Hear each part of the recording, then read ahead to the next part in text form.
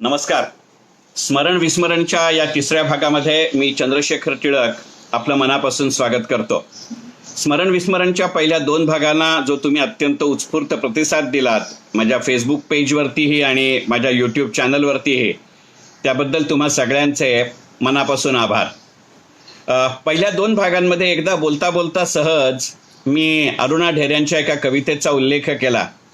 हे सगळंच काही मी फार आधी मुद्दे लिहून करतोय अशातला भाग नाही. बोलता बोलता असं सुस्त आणि त्या बोलण्याच्या ओघामध्ये मी अरुणा ढेरे यांची एक कविता उद्धृत केली. ती कविता होती, गे क्षणात बाजूस होती स्पर्शता तळातून नाती, ओंजळीत धरता अमूल्ये भुरुभुरु गळू नये माती. हा मूल्य शब्द आला आणि ते सेशन संपल्यानंतर अचानक एक फार पूर्वी वाचलेलं पुस्तक मनामध्ये आलं. पहिल्यांदा जरी ते फार पूर्वी वाचलेलं असलं तरी नंतरच्या काळामध्ये त्याची किती पारायणं झाली याला काहीही तोड नाही, गणती नाही. आणि ते गणती नसण्याचं कारणच मुळी असं होतं की ते मनापासून आवडलेलं पुस्तक आहे. आणि तेच पुस्तक आज स्मरण विस्मरणमध्ये मी घेतोय. त्या पुस्तकाचं नाव आहे टिकली एवढं तळं. निर्मला देशपांडे यांची 1982 साली सगळ्यात पहिल्यांदा प्रसिद्ध झालेली ही कादंबरी, आणि सगळ्यात पहिल्यांदा मी वाचली ती 1982 साली. तेव्हा माझं वय जमतेम 22 वर्षाचं. आणि त्या काळाच्या तुलनेमध्ये निर्मला देशपांडे अशा नावाने लिहिलेलं पुस्तक आणि ते अशा विषयावरती असेल हे खरं सांगायचं म्हणजे काळाच्या फार पुढचं होतं. त्यातला प्रत्येक शब्द आवडला ही गोष्ट खरी. आणि आत्ता मी मगाशी म्हटलं तसं, जसं मगाशी अरुणा ढेरे यांच्या कवितेमध्ये होतं की ओंजळीत धरता अमूल्ये भुरुभुरु गळू नये माती, ही कविता नंतरच्या काळामध्ये अपील व्हायचं खरं कारण म्हणजे या टिकली एवढं तळमध्ये एक वाक्य आहे. निर्मला देशपांडे एका त्या कादंबरीतल्या अत्यंत उत्कट प्रसंगी, पुन्हा कादंबरी म्हणायचं नाही हे तुमच्यावरती अवलंबून, जमतेम 180 पानाचा मजकूर आहे. बरं, त्या पुस्तकाचा आकारही पानांचा पूर्वीच्या काळी रीडर्स डायजेस्ट यायचा तशा पद्धतीचा. आणि त्यातल्या टिकली एवढं तळं मधल्या एवढं शब्दावरती फिदा व्हायचं ते वय आणि वृत्ती. कारण साधारणपणे लेखी भाषेत आपल्यावरती शाळेमध्ये जे व्याकरणाचे नियम ठोसले जातात त्याच्यामध्ये एवढं शब्द आपल्याला लेखी भाषेत येऊ देत नाहीत. आणि इथे तर ह्या पुस्तकाचं नावच असं की जे लोकभाषेत लिहिलेलं नाही. पूर्णपणाने नागरी भाषेतल्या भावभावनांचं आणि नागरी जीवनातल्या भावभावनांचं असं हे चित्रीकरण आहे. परंतु मी मगाशी म्हटलं तसं त्यावेळेला हे पुस्तक पटकन लक्षात यायचं कारण अशासाठी की या पुस्तकाच्या एका उत्कट प्रसंगामध्ये त्या पुस्तकाची नायिका, तिचं नाव शेवटपर्यंत आपल्या लक्षात येत नाही, कुठेतरी एक ओझरता उल्लेख आहे की तिचं नाव अपर्णा आहे. आणि तिच्या अबोध मनातला अबोल प्रियकर, ज्याच्याशी पुढे तिचं लग्न होत नाही आणि तो मिलिटरीमध्ये जातो आणि हिचं लग्न झाल्यापासून 8 दिवसाच्या आत त्याचा मृत्यू होतो. त्याच्या कुठच्या तरी एका जुन्या संदर्भामध्ये तिचं नाव अपर्णा असं येतं. तिचं नाव कागदोपत्री अपर्णा असतं, पण हा केशव तिच्या मनातला अबोध आणि अबोल प्रियकर मात्र तिला पर्णा असं म्हणत असतो. त्या ज्या वयामध्ये जेव्हा भाषेशी, शब्दांशी, त्याच्या अर्थाशी खेळण्याची एक वृत्ती असते, मग तुम्ही मुलगा असा किंवा मुलगी, स्त्री असा किंवा पुरुष, हे जेंडर न्यूट्रल आहे पण इमोशन स्पेसिफिक आहे. अशा जर भावूक वातावरणामध्ये राहायला आवडत असेल निदान काही काळ तरी, तर अशा वेळेला हे पुस्तक जरूर मनामध्ये येतं. कारण कादंबरीच्या एका उत्कट प्रसंगामध्ये ती पर्णा स्वतःलाच असं सांगते की खरं सांगू का, मूल्य आपणच निर्माण केलेली असतात आणि येणाऱ्या काळामध्ये मूल्य निर्माण आपण अशासाठी करतो की आपल्या संस्कृतीचं, आपल्या समाजाचं, आपल्या संसाराचं संरक्षण व्हावं म्हणून आपण मूल्य निर्माण करतो. पण एखाद्या उत्कट प्रसंगी असं जाणवत राहतं, वाटत राहतं की ही मूल्यच आपल्या स्वतःच्या व्यक्तिमत्वाच्या वाटा रोखतात का. आणि मग ती पुढे सहज असं म्हणून जाते की व्यक्तिमत्व वेगळं आणि व्यक्ती वेगळी. कारण व्यक्तीला पैलू नसतात, व्यक्तिमत्वाला पैलू असतात.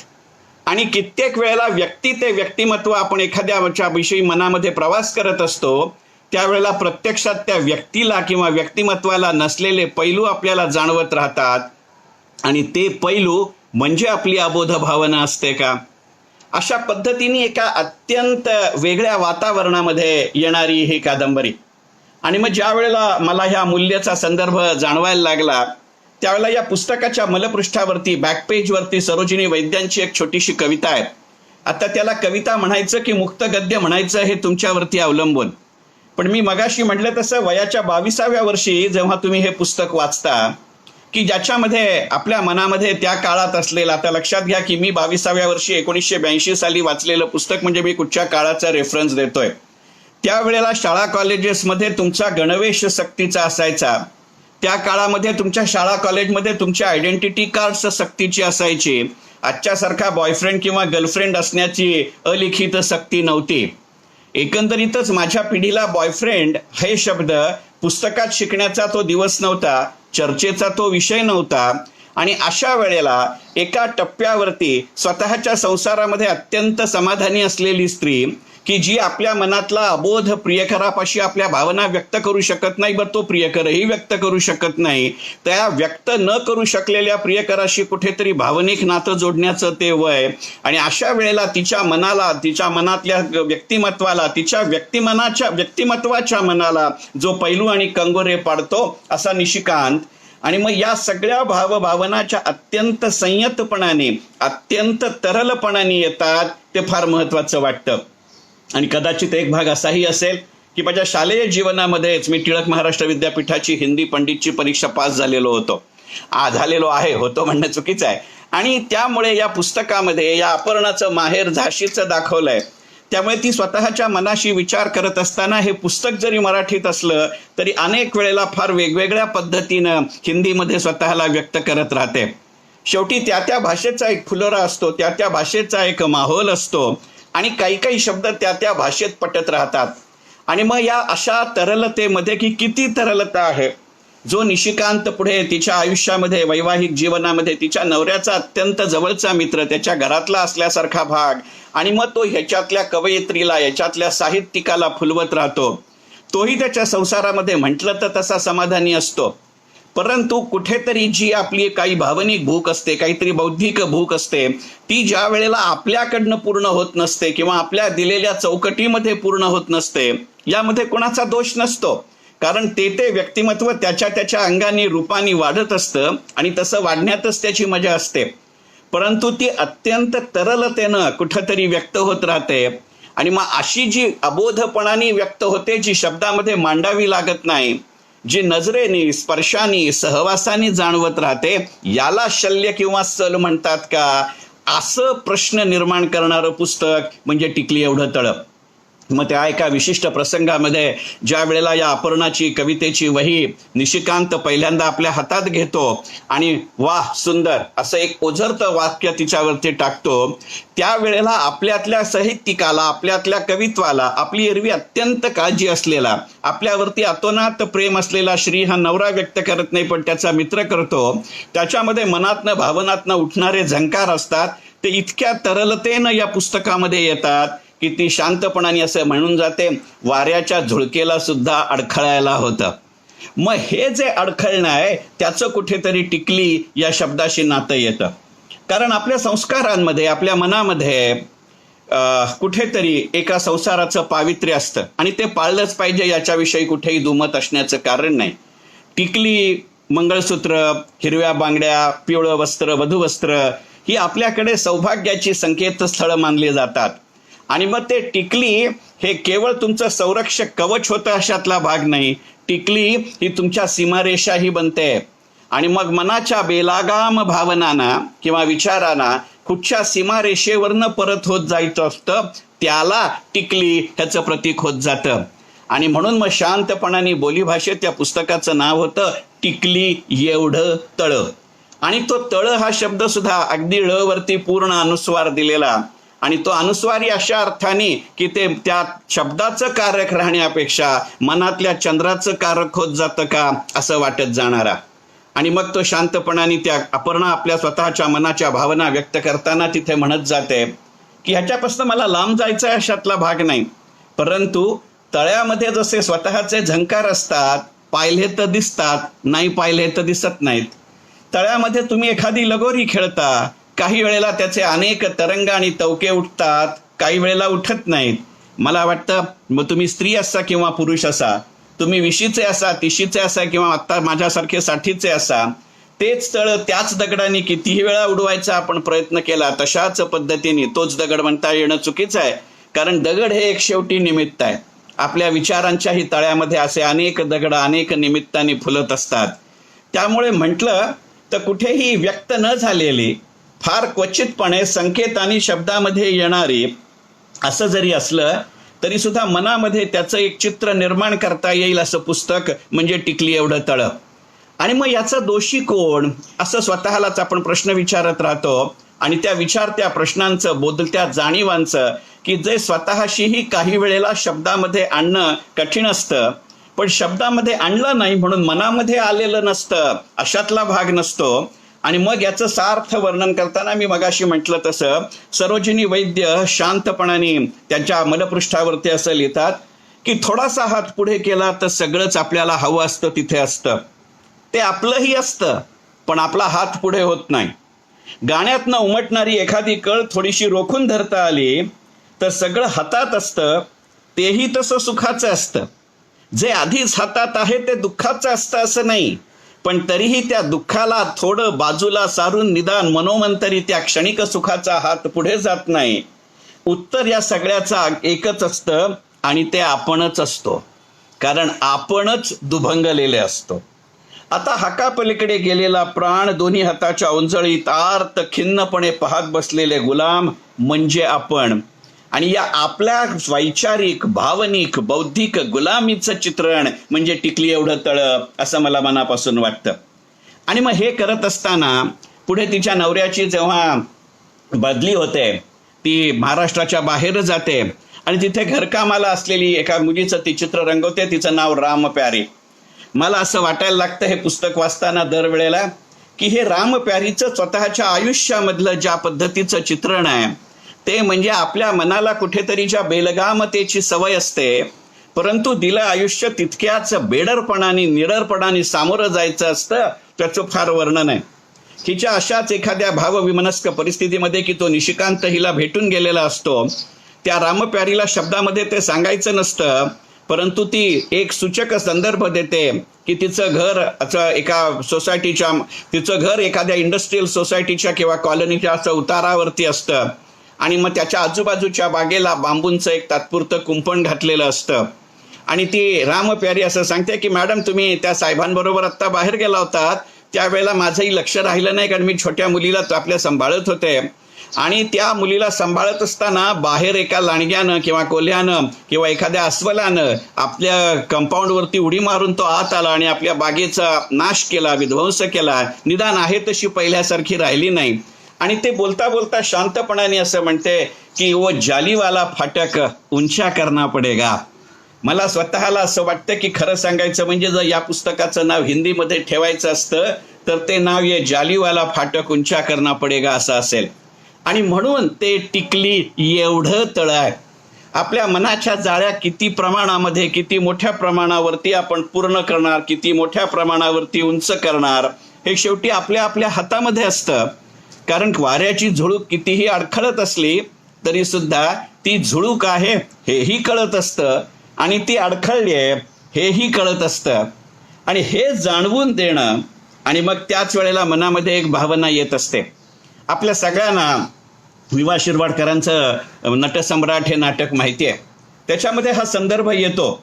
जे माझ्यासारखे 10वी SSCचे विद्यार्थी आहेत तर आपल्याला आपल्या मराठीच्या पुस्तकामध्ये त्या नटसम्राट मधला एक भाग होता आणि त्या धड्याचं नाव असतं कुणीही कुणाचं नसतं. त्या वयामध्ये कळलं नसेल 75 साली 10वी SSC होताना, कारण कदाचित त्यावेळेला, कदाचित नव्हे नक्कीच मी त्यावेळेला हे पुस्तक वाचलं नव्हतं, कारण मुळातच हे पुस्तकच मुळी प्रसिद्ध झालं 1980 साली. पण ज्या वेळेला आपण विवा शिरवाडकरांमध्ये कुणीही कुणाचं नसतं असं वाचतो त्या धड्यामध्ये किंवा त्या नाटकामध्ये, त्याचा अर्थ एक वेगळा असतो. एका समृद्ध जीवन जगलेल्यानंतरच्या त्या उतरणीचा तो प्रवास कुठेतरी ती बोच किंवा शल्य मनाला देत असतं. पण तुमच्या माझ्या मनामधली संजीवक विधायकता, ज्याला आपण क्रिएटिव्हिटी म्हणतो, ती क्रिएटिव्हिटी आणि आपण, आणि मग त्या क्रिएटिव्हिटीचं आपल्या जवळपासच्या परिघामध्ये होत नसलेलं चीज, हे जेव्हा कुठेतरी दुसऱ्याच्या शब्दाने फुलायला लागतं की मुळामध्ये त्या लाकडामध्येच त्या अग्नीची क्षमता असते, पण कुठच्या तरी फुंकणीनं तो विस्तव फुलावा लागतो, तो निखारा फुलवावा लागतो. मग जसं तुझं आहे तुझं पाशीमध्ये काकाजी म्हणतात कि ये तो अंगारे और चिंगारे बहुत अच्छी तरीके से झिल रहे है, हा जो हिंदीतला खुमार असतो तो या टिकली एवढ्या तवळ्यामध्ये येतो. आणि मग त्यावेळेला शांतपणाने असं वाटत राहतं की कुणीही कुणाचं नसतं हे म्हणणं फार सोपं आहे, पण खरं सांगायचं म्हणजे एखाद्या विशिष्ट क्षणाला आपणही आपले नसतो, त्याचं काय करायचं.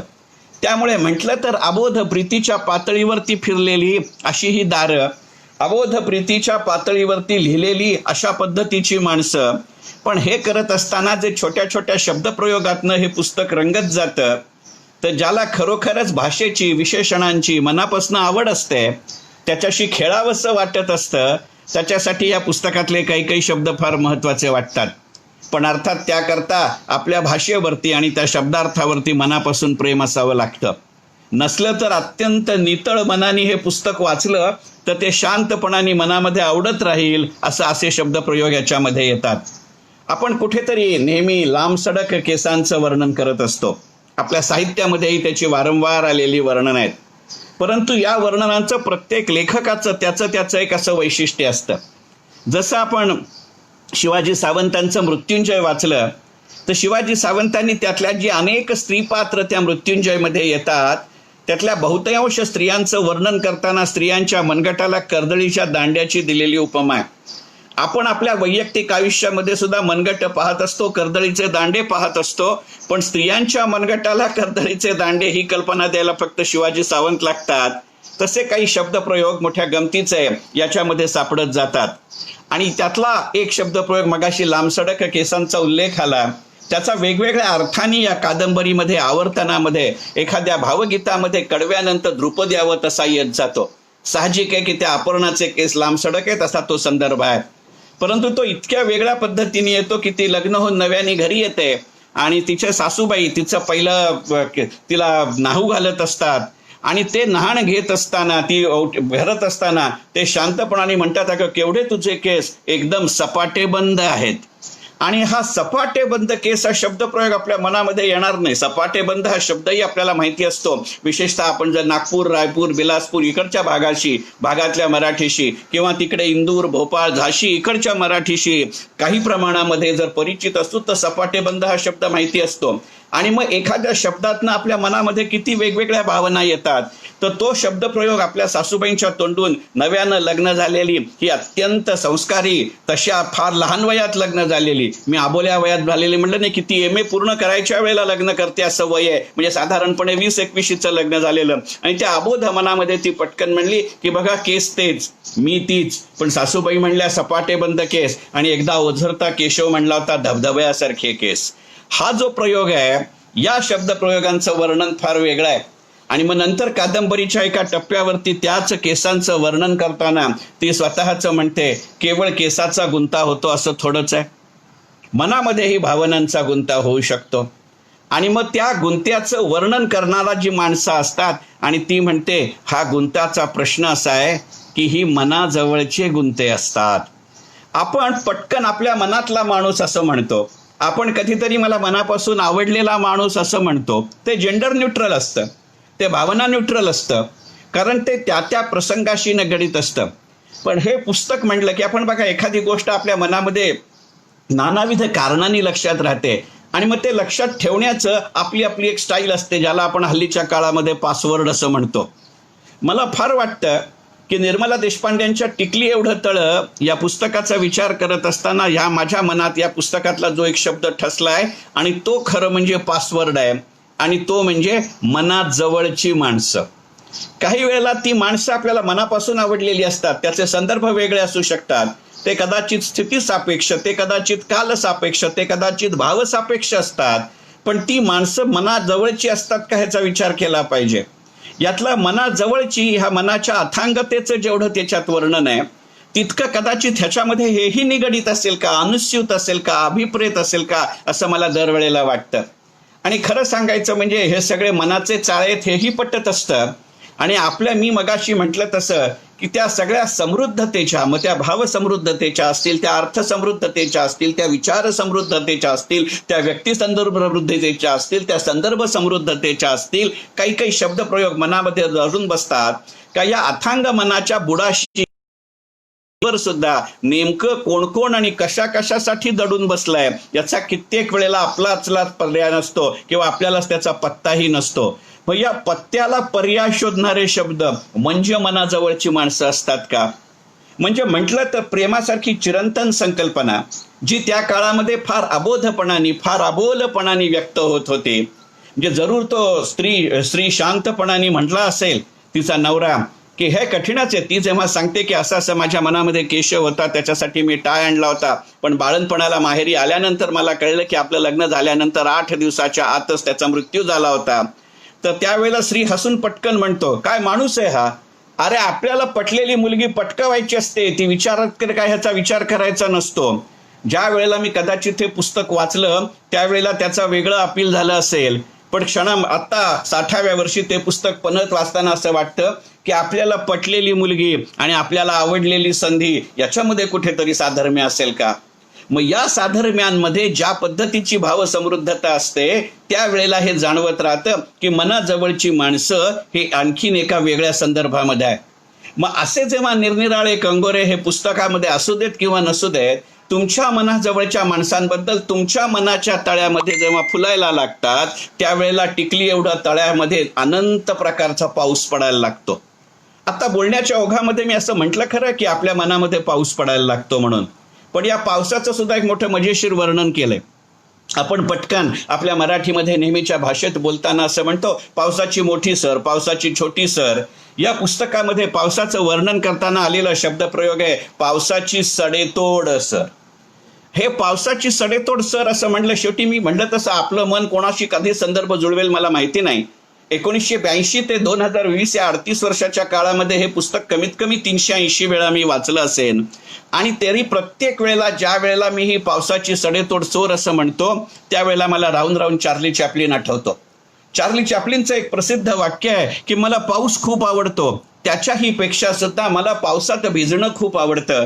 याचं कारण असं आहे की पावसात भिजत असताना माझ्या डोळ्यातनं अश्रू जरी बाहेर आले तरी सुदैवाने ते कोणालाही दिसत नाहीत आणि लोकांच्या मनामध्ये माझी जी प्रतिमा असते त्याला तडा जात नाही. शेवटी ही प्रतिमा जपणं हे टिकली एवढं तळ आहे का? मी कितीही तशा पद्धतीच्या भूमिका करत असलो तरी शेवटी मी एक माणूस आहे आणि मला जसं हाड मांस रक्त आणि पेशी आहे तसं मला भावभावना आहेत, तसे मला संदर्भ आहेत हे जाणवत राहतं. आणि म्हणून ज्या ज्या वेळेला या पुस्तकातलं पावसाची सडेतोड सर असा शब्दप्रयोग मी ऐकतो त्यावेळेला मला चार्ली चॅप्लिन आठवतो. आणि मग इथेच ते आठवतं किंवा इथेच ते थांबतं अशातला भाग नाही. आणि मग माझ्या असं लक्षात येतं की आपल्या आयुष्याच्या प्रत्येक टप्प्यावरती आपली व्यक्ती तीच राहते, आपलं नातं तेच राहतं, पण आपले संदर्भ बदलत जातात का याचा विचार करण्याची मनापासून आवश्यकता, याचा विचार करावा लागतो. की आपण पहा ना की आपण त्या एकाच व्यक्तीकडनं किती वेगवेगळ्या अपेक्षा करत असतो. त्याचं फार सुंदर वर्णन या पुस्तकाच्या अगदी सुरुवातीच्या काळामध्ये येतं. आणि मग आपल्याच मनातल्या या संकल्पनांमध्ये आपण चक्रव्यूहासारखे गुरफटत जातो का याचाही विचार करण्याची वेळ येते. ती अपर्णा जेव्हा आपल्या स्वतःच्या नवऱ्याविषयी विचार करत असते, नव्याने लग्न झालंय, तिच्या मनाला जपणारा, तिच्या भावभावनांना जपणारा, त्याला शब्दामध्ये कौतुक करता येत नसेल पण तो शांतपणाने तिला एकदा असं म्हणतो की अगं मला नाही तुझं कौतुक करता येत, कारण शेवटी तू आणि मी एकटे वेगवेगळे नाही आहोत आणि मी तुझं कौतुक करणं म्हणजे मी माझी स्वतःची पाठ थोपटून घेण्यासारखं आहे.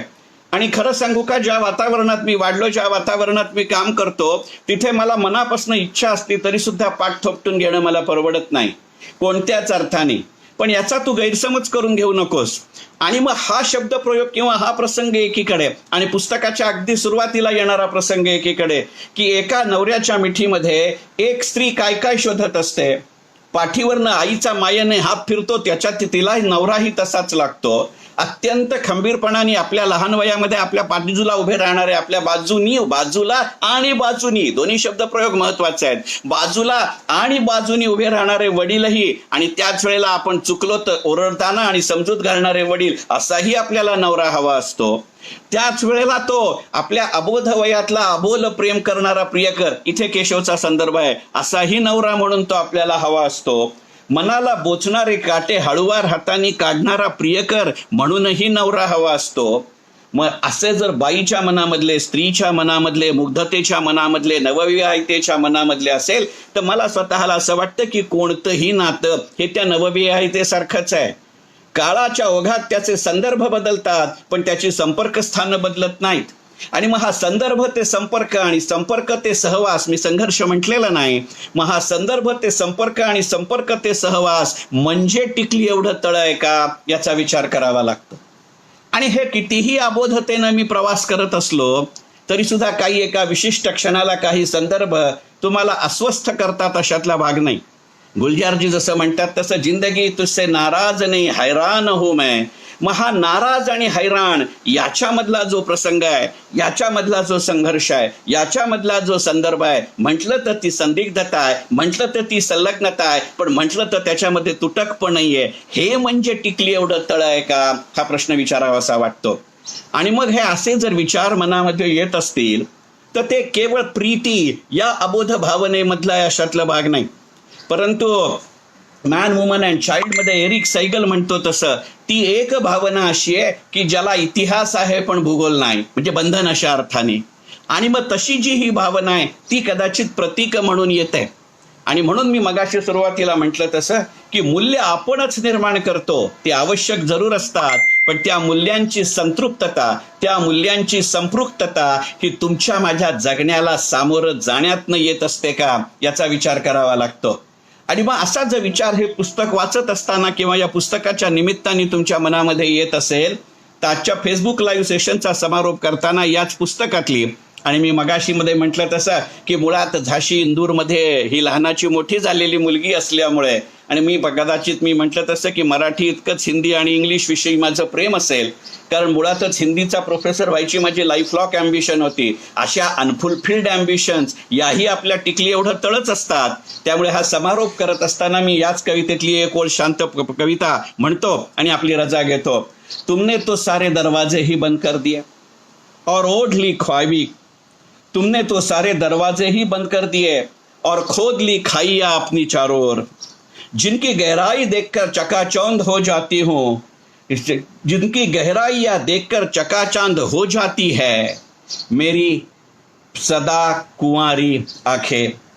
अच्छी राह बिछा दी तुमने निबिड़ अंधियारी मेरे तलुओं के नीचे, अब इतना तो कर दो हमदम, थोडा आसमान मेरे लिए रख छोड़ो. ही जी शेवटची ओळ आहे, अब इतना तो करो हमदम, थोडा आसमान मेरे लिए रख छोड़ो. आता या आसमानाला धर्मवीर भारतींनी त्यांच्या एका कवितेमध्ये टिकलीची उपमा दिली आहे आणि छोडनाला आपल्या मनाच्या तळ्यामधली उपमा दिली आहे. हे पाहिल्यानंतर मला माहिती नाही की धर्मवीर भारतींची ही कविता किंवा हा संदर्भ या काव्यपंक्ती लिहिताना निर्मला देशपांड्यांना अभिप्रेत होत्या की नाही. कारण या पुस्तकावरती अनेक वर्षापूर्वी मी जेव्हा लोकसत्तेच्या चतुरंग पुरवणीमध्ये लेख लिहिला होता त्यावेळेला निर्मलाताईंनी मला पत्र लिहिलं होतं, मला फोनही केला होता. त्यावेळेला मी त्यांना शांतपणाने हा प्रश्न विचारला होता आणि त्यावेळेला निर्मलाताईंचं वय 85च्या पुढचं होतं, मी 50च्या उंबरठ्यावरती होतो. तर निर्मलाताई हसून एवढंच म्हणल्या, त्या आधी त्यांनी मला प्रश्न विचारला होता, तुझं उत्तर दे. ते म्हणल्या तुझं वय काय, म्हणलं 50च्या आसपास आहे. तर निर्मलाताई म्हणल्या मग माझं वय 85च्या पुढचं आहे, त्यामुळे तुझ्या प्रश्नाचं उत्तर असं आहे की माझ्या पुस्तकाच्या शीर्षकामध्येच मी तुझ्या प्रश्नाचं उत्तर दिलं आहे. कारण शेवटी एक गोष्ट खरी असते की तळ्याला विस्तार असतो, तळ्याला विकास नसतो. तळ्याला खोली असते, तळ्याला रुंदी नसते. आणि मग हे जर असेल, पण हे सगळी समृद्धता, हा सगळा संयम टिकली ह्या एक शब्द देत असतो. आणि म्हणून कदाचित त्याला सौभाग्याचं लक्षण म्हणतात का, याचा विचार करावा लागतो. आणि हे सौभाग्य काही जणांना लिंगनिहाय आपल्या कपाळावर मिरवावं लागतं, पण एक मनुष्य जमात म्हणून आपल्या सगळ्यांना आपल्या हृदयामध्ये जपावं लागतं. मग ते भावनांचं कौमार्य म्हणून असेल, जबाबदारीची जाणीव म्हणून असेल, संकेतांचे संघर्ष म्हणून असेल, किंवा आपल्या संघर्षाचे संकेत समन्वयामध्ये आणायचे म्हणून असेल, नानाविध अर्थाने ते टिकली एवढं तळं आपल्याला फुलत राहतं. आणि मग या कथेत नायिकेला, अपर्णेला, तो जेव्हा तिचा पहिला प्रियकर पर्णा म्हणतो आणि ती रागावून म्हणते माझं नाव पर्णा नाही अपर्णा आहे, त्यावेळेला तो शांतपणाने म्हणतो की हा बद्धकारी प्रत्यय आहे किंवा प्रत्ययकारी बद्धता आहे. आणि पर्णा ही समृद्धता आणि संवेदनशीलता. ज्याची ज्याची मनाची संवेदनशीलता आपण समृद्ध करत गेलोय अशा एका पुस्तकाचा उल्लेख आणि संदर्भ म्हणजे निर्मला देशपांडे यांचं टिकली एवढं तळं.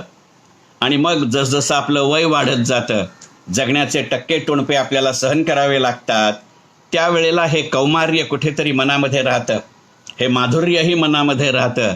पण या सगळ्यांवरती हावी होतो तो यातला निशिकांत, जो त्या अपर्णेच्या जीवनामध्ये तिच्या नवपरिणीत नवऱ्याचा मित्र म्हणून येतो, परंतु तिच्यातल्या साहित्यिकेला, तिच्यातल्या कवयित्रीला, तिच्यातल्या मातेला आणि सगळ्यात महत्त्वाचं म्हणजे तिच्यातल्या सजग संवेदनशील व्यक्तिमत्वाला फुलवणारा असा तो होतो.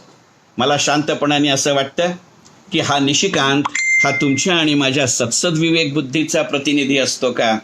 आणि मग जर तो तसा असेल तर अपर्णा या शब्दाचे, समृद्ध आणि संवेदनशील या शब्दाचे कंगोरे फार वेगळ्या पद्धतीने आपल्या मनामध्ये येतात.